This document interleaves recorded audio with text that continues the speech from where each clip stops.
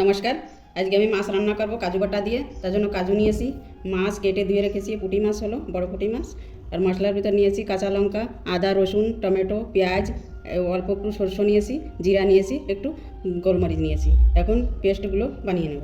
কড়াইতে তেল গরম হয়ে গেছে, মাছগুলো একটু ভেজে নেব, হালকা ভাজবো। মাছে লবণ আর হলুদ মাখিয়ে রেখেছিলাম।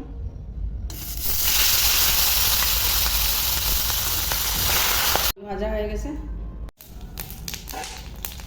কাজু পেস্ট আর মশলাগুলো দিয়ে ভালো করে ভেজে নেব। স্বাদ অনুসারে লবণ দেবো, আমি একটা হলুদ ব্যবহার করবো না। কাজু ও মশলাটা ভালো করে কষিয়ে নিয়েছি, এবারে জল দিয়ে দেবো। জলে জাল উঠতে দেবো, জাল উঠে গেছে, এবার মাছগুলো দিয়ে দেবো।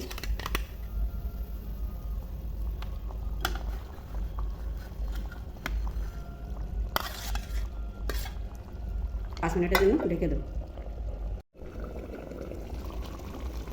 কাজু দিয়ে মাছ রান্না হয়ে গেছে, এবার নামিয়ে নেব।